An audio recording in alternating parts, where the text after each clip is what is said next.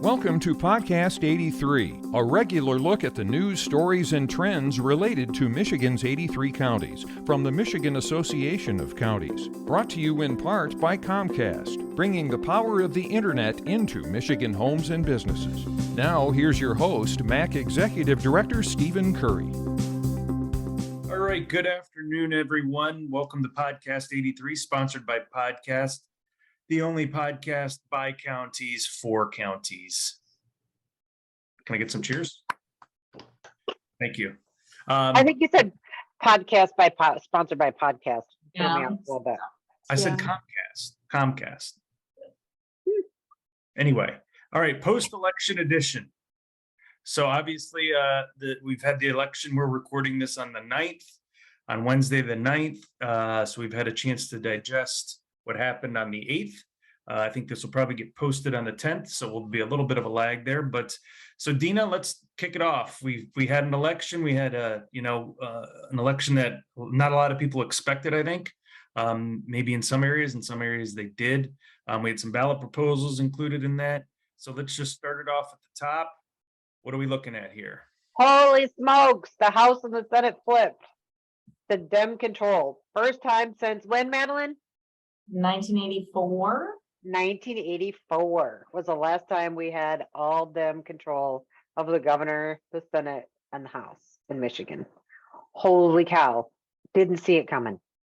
I think, we knew that the Senate was poised to flip to Dem control after, all the new districts were redrawn. And, they're given Veronica Kleinfeld, our former MAC board president, all kinds of credit for helping the Dems reach that majority.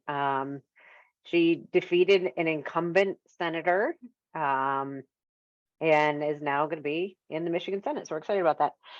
But the Dems took control of the Senate 20-18. So not a huge margin, but remember that, the lieutenant governor has a tie-breaking vote. So even if they do lose a couple on some of their initiatives or their votes, the lieutenant governor has a tie-breaking vote there.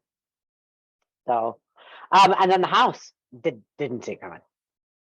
I don't know. Did you guys see it coming? No, I think that was a bigger surprise there. But and again, like you talked about, not a super majority, but not a large majority either. Just two seats there as well. So 56 to 54. So that means, there's not going to be a Speaker Hall. There's going to be, a Speaker Tate, most likely. So, we won't really know who's going to be all in leadership yet. Those elections will happen tomorrow on Wednesday, the 10th, when they come back to Lansing. So they'll vote on who their leadership teams are going to be then. And then, we'll have a little bit more information on that in our legislative update at the end of this week. Yeah, and then we had no change in our top three offices in our state. The governor, the attorney general, and secretary of state both stayed with Gretchen Whitmer, Dana Nessel, and Jocelyn Benson. So there was no change there. And then we did have three proposals passed, but one in particular is really affects us mainly here in Lansing. Why don't you talk about that one? Who's going to talk about that one? Any volunteers? I talk a lot. Who wants it? Let Samantha and Madeline tag team that one. Go ahead, girls. All right. Well, proposal one, Steve, you mentioned passed. It would change the term limits for state legislators. So currently, you can serve 3 2-year terms in the House for a total of 6 years and 2 4-year terms in the Senate for a total of 14 years in the legislature. Proposal one changes it to 12 total years, and you can serve however many of those 12 years in either chamber. So you could serve 6 terms in the House if you were elected that many times. And there's a financial disclosure piece as well, Madeline. I don't know if you want to speak to that. Yeah, there's a financial disclosure component to it. So legislators are going to be required to make their finances public. So we'll see how that unfolds. I don't know how popular that one's going to be, but the financial disclosure probably not. But I like the idea of having somebody be able to be in the House for 6 terms. I'm hoping that it's, they build better relationships, across the aisle, both of them, and maybe, a little bit more respect for, the other party, um, and work a little bit better together if they're there longer. That's my hope, at It- least. I've always heard over in the House that by your last term, that's when you're finally figuring things out. You're finally Mhm. getting your big stuff done.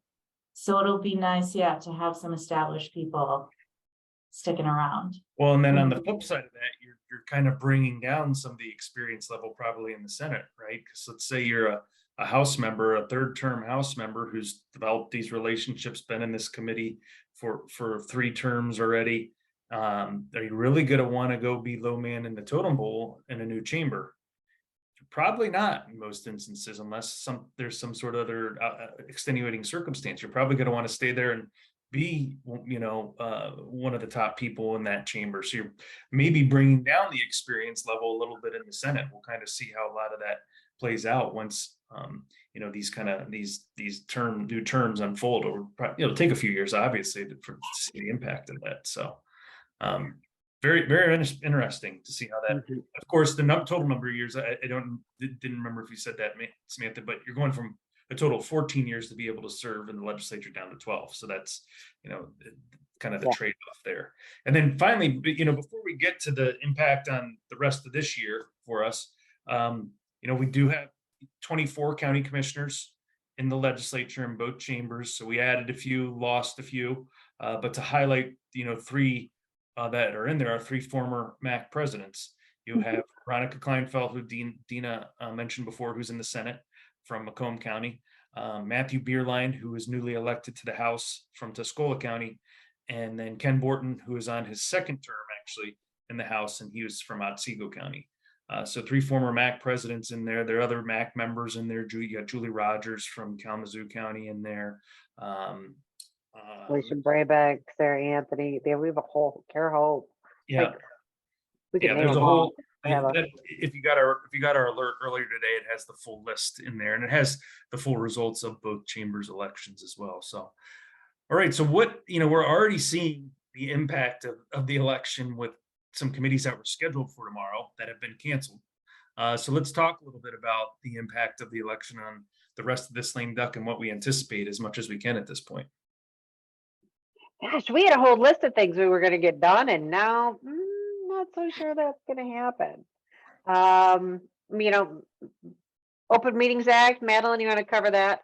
Because that was scheduled for tomorrow.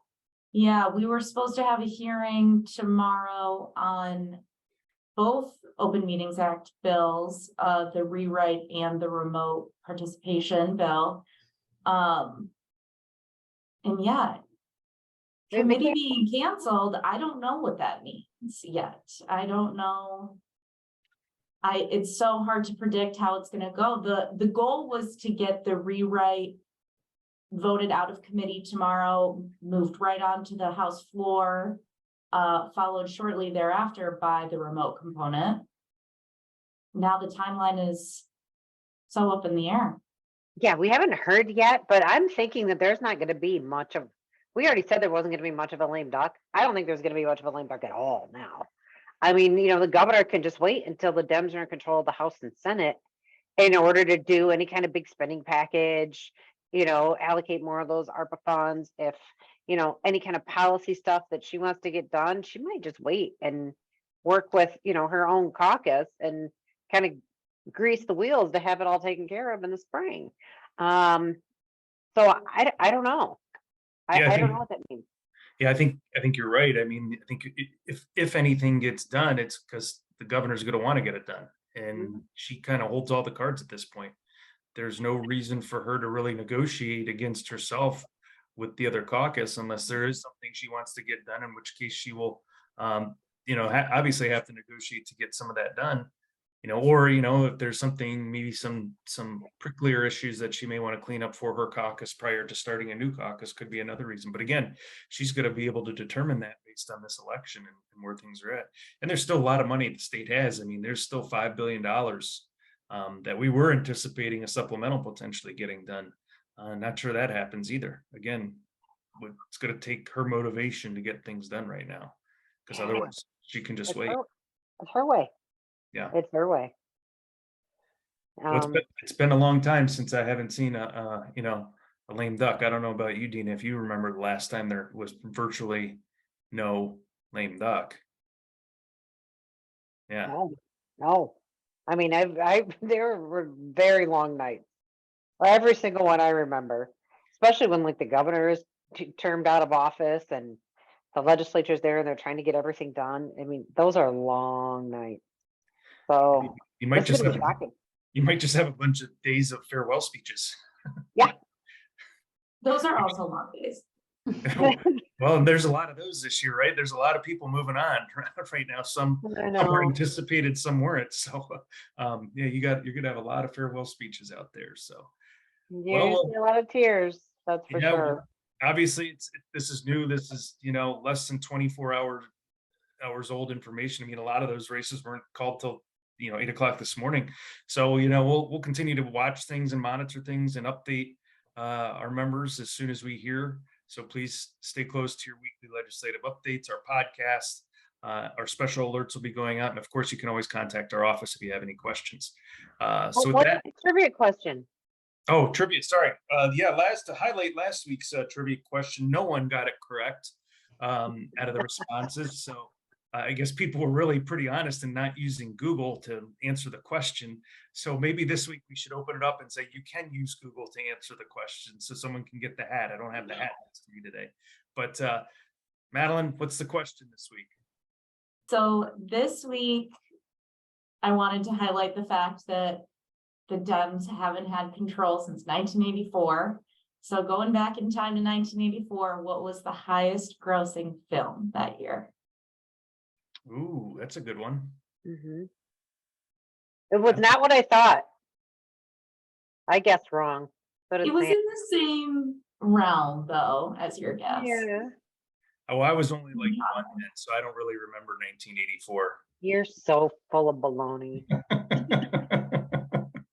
All right. Maybe I was a little older than that. We won't go into that. So, all right. Well, thanks everyone. Please respond to Madeline at Fata at micounties.org to answer the trivia question again. What was the highest grossing film in 1984? So please email that to Madeline and we will get you a free hat. So with that, if anyone else has anything, Well, all right, everyone go get some sleep after staying up too late watching election results. yeah. Thanks again, and thanks to Comcast for sponsoring our podcast. Have a good day. Thank you for listening to today's episode of Podcast 83, brought to you in part by Comcast, bringing the power of the internet into Michigan homes and businesses.